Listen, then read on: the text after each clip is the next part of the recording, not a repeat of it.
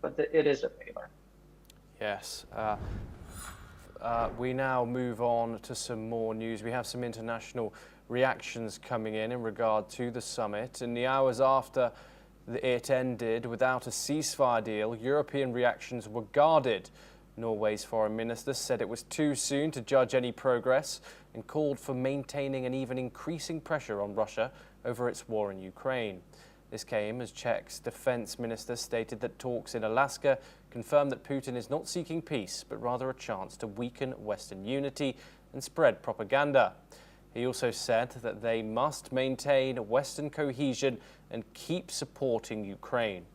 Meanwhile, the Czech foreign minister welcomed President Trump's efforts to pursue peace, but dismissed Putin's narrative as Kremlin propaganda, warning against buying into it while it strikes on Ukraine. On another hand, Lithuania's defense minister struck a sharply critical tone, accusing Putin of gaslighting and issuing veiled threats, stating that while the meeting took place, Moscow continued its attacks on Ukraine. Okay, we are now once again joined by Dr. Ajay Dua.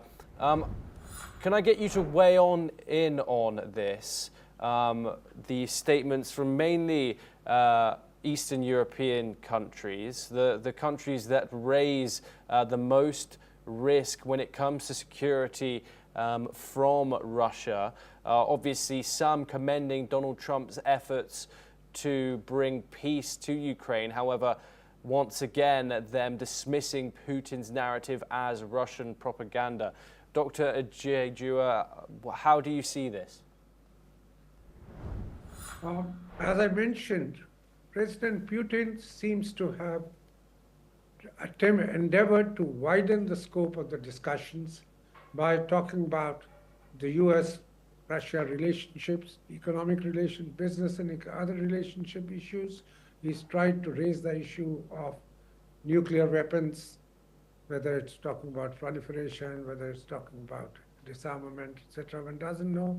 And rightly so, I would say President Trump's team said all those, as important as they might be, we will take these up later. Let's now first talk about Ukraine and how to bring about peace there. So to that extent, I would say President Putin was checked. He tried to tickle, in some ways, President Trump's ego by saying, had he been there, and it was not President Biden when the war started, then things would have been different, that President Trump wouldn't have taken the war to this stage and support. What he's really meaning is supported it so extensively. The question is, President Putin realized that President Trump likes to have his ego kind of, fettered at the drop of a hat, and he played that card. And he's also talked about earlier, reportedly, because these are the leaks which are coming out of the press conference from there, and President Trump, in return, requested President Putin to talk first to the press, not he himself. And he talked broadly. So you might find substance in it, you may not find any substance, but I think in the press conference, probably Putin handled himself well.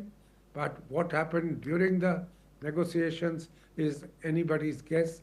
And I would think that focusing on Ukraine and Ukraine alone should be the agenda when they meet in Moscow. Nothing else. If the interested party, the most interested party is Ukraine, President Zelensky and his team, and they must be on the table. And since NATO is out of Europe, yes, maybe some leaders of Europe and probably NATO also. But President Trump is going to again hear what President Putin seems to have raised there. He says we must address the root issue. That means the expansion of NATO eastwards.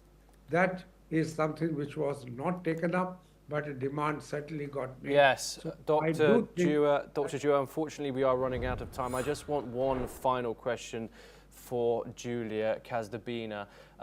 How important has European unity been for Ukraine in this conflict? And do you think Ukrainians would welcome a direct trilateral summit that included President Zelensky, but along with President Trump and President Putin?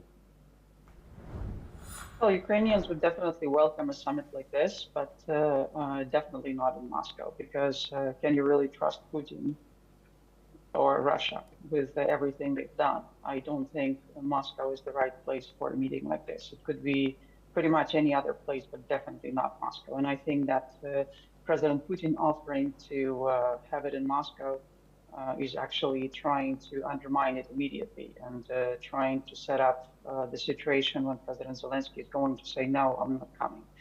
So making it a lot more difficult. And again, it's an indication that he's not interested. When it comes to European unity, it's clearly very important for Ukraine. And European position is informed by the previous experience of negotiating with Russia and dealing with all the tricks that Russia plays in the course of negotiations, and also by the increasing realization that Russia poses a threat to Europe, because despite of all these feigned peace talks, they continue to build up their military, they continue to build up their defense production, they continue to make deals with China, with North Korea, they continue involving North Korean soldiers into the war with Ukraine. They're building up their northern military district, which is close to the Baltic states, and they're also conducting this, will conduct this military exercise with Belarus, and reportedly are going to practice nuclear strikes. So they continue their aggressive policy, and it has nothing to do with NATO posing a threat to Russia. It has to do with Russian imperial ambitions and trying to replay the end of the Cold War. Thank you very much, Julia.